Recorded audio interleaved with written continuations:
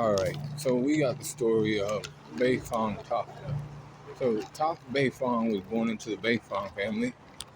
They are, noble, rich, you know, aristocratic, well-off, wealthy family, right? Well respected in the Earth Kingdom. They have a little a flying boar is like their family crest, right? Now, our main character, Aang, saw her in a vision. It was a premonition. And he saw her and he was like, who is this girl? He met Boomy and Boomy told him, I can't be your earthbending master. You'll have to find that for yourself. But I believe in you and all this other stuff.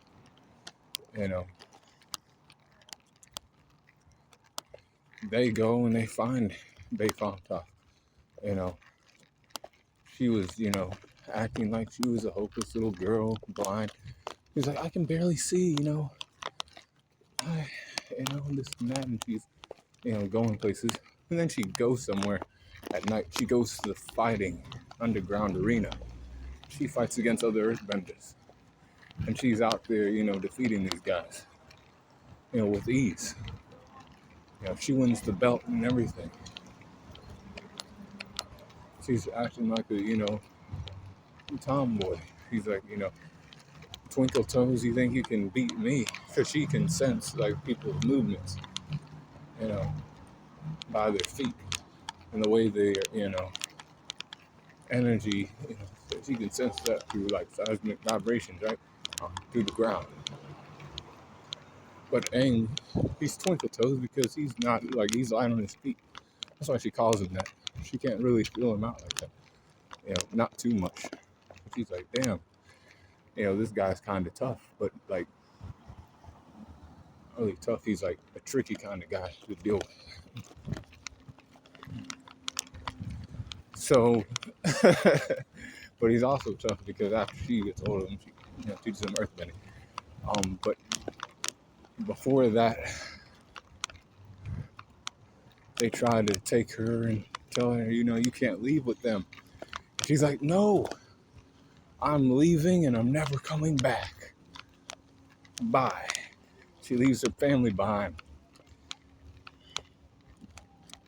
to teach Aang earthbending and go on his journey. This girl joins the group. She's helping out. Sokka and Aang like her being there because she's a new addition and she's, tough. She's one tough cookie. They don't gotta worry about her too much. Because she can handle herself.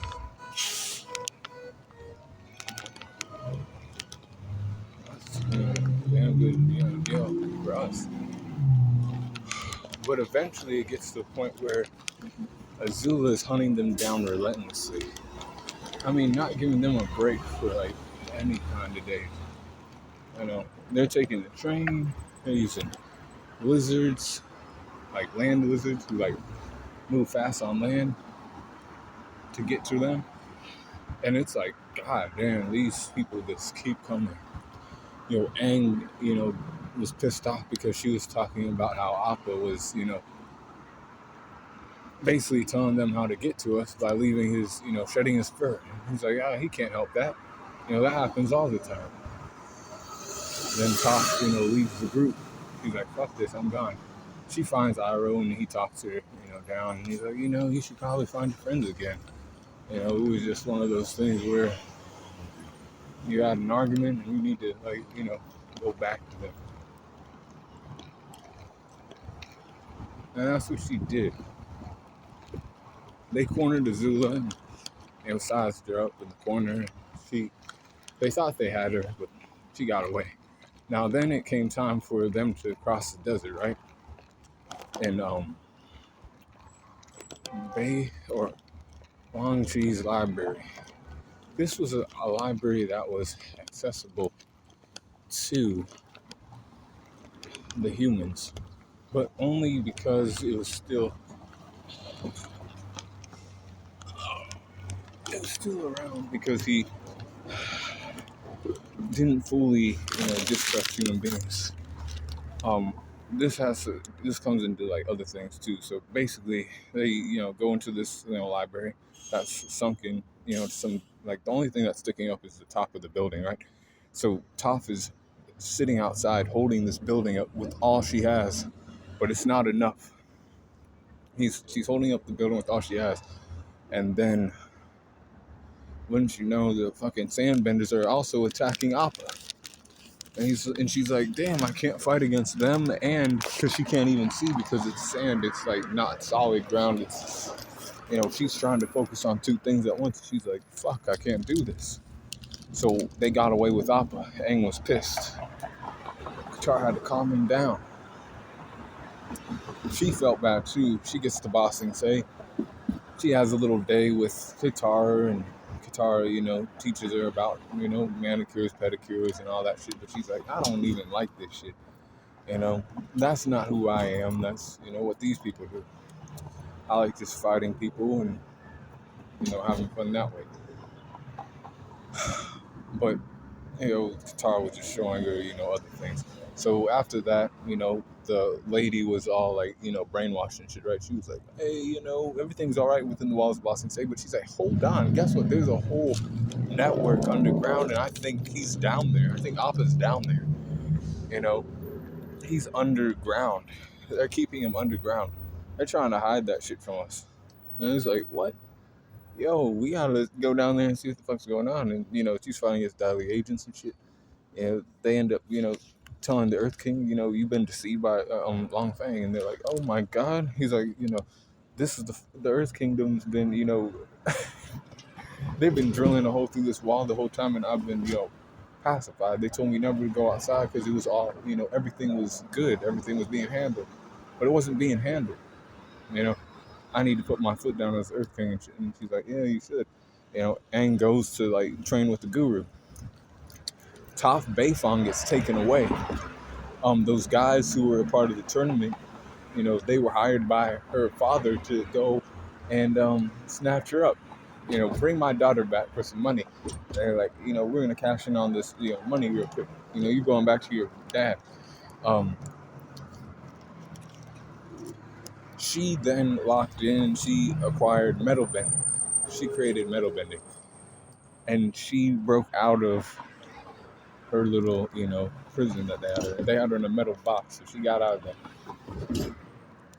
She then went to fight against, the Dali agents in Missoula, but got there late and Aang got hurt. She was waiting for him to get better. She starts, teaching Aang earthbending, again. Earthbending's tough for Aang. He's trying to, figure this shit out. He's like, earthbending is one of the ones that's, hard for me. It's the one that, I can't learn. It ain't easily learned. But, she's like, you gotta be tough. You gotta be tough like a rock. You gotta be able to move the rock. Not with your wind, but with your, like, physical strength. You gotta be tough like a rock, and you gotta move like a rock. You gotta destroy that rock. She's saying shit like this. And he's like, she's a tough teacher. She's like, I'm not giving you any breaks. You have to be able to do this. Because you're the avatar and you can, manage. She's like, I'm not the one. I'm only teaching you what I need to teach you. It was tough, but Aang finally was able to, like, lock in. That was one of his challenges. But she also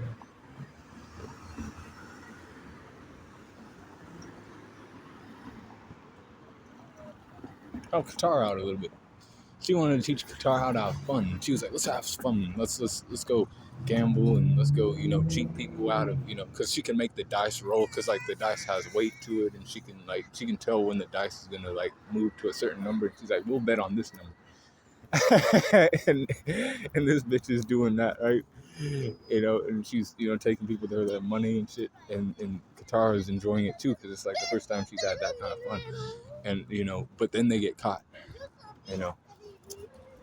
she breaks out with Toph, but then the Sparky Boom Man, the guy with the one eye, the third eye that shoots, um, like sonic booms or whatever from his head. It's like condensed beam of fire, essentially.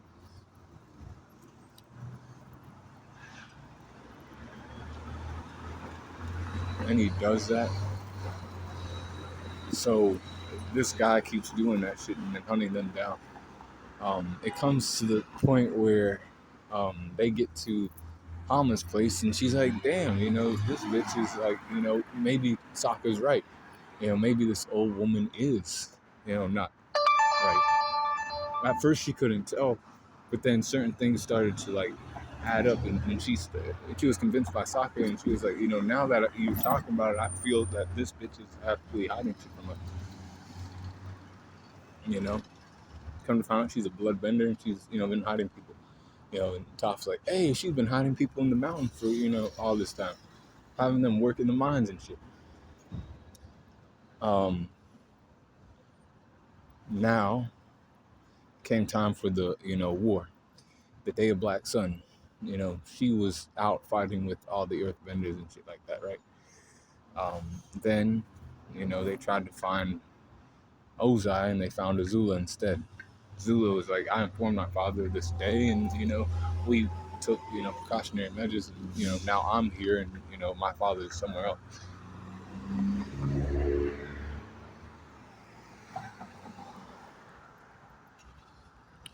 She goes with the children. The children get away, and the men stay behind and become workers, taken to the boiling hot rock. So now, Toph Beifong is, with Aang, and she's, goes to try to find Zuko, because Zuko, she could feel that Zuko was like not lying. She could tell like who's lying and shit too. It's like a certain feeling she gets from liars, and it's like, damn, Azula's good at lying though, but Zuko's like, one who can't really hide, what he's like going through. So if he was lying to them, she would be able to pick up on that. But she's like, yo, he's actually a different man. I think he's actually trying to gain our trust. And they're like, I don't know about that. He's time and time again, he's, tricked us and other things. She's like, I think he's, right. But then she got her feet burnt, and it's because Zuko was like, scared. He didn't know that she was there. And he's like, damn, I didn't know you were there. I didn't mean to burn your feet. And she was like, no, you burnt my feet. And then she was like, he didn't mean to, and other shit. I was kind of like silent and sneaky about it. They then, Toph never did anything really with Zuko. Like, they didn't go on a little trip together, like he did with Aang and Tara and all that. They went to Ember Island, and everybody went to Ember Island, right? So when they went to Ember Island, they saw that play. She was, they had a man playing her, and she was like, damn, they have this guy playing me, Then, the lion turtle showed up. The lion turtle showed up, and he just disappeared. She locked in though during the Day of Black Sun, and she was fighting against firebenders who were like amped on the amped from the solar the comet, Susan's comet. She was still standing on business as usual.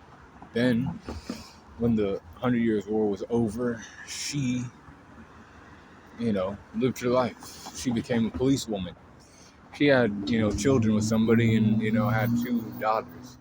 One that stayed in Republic City, and another one that went and created her own little society of highly advanced metal benders.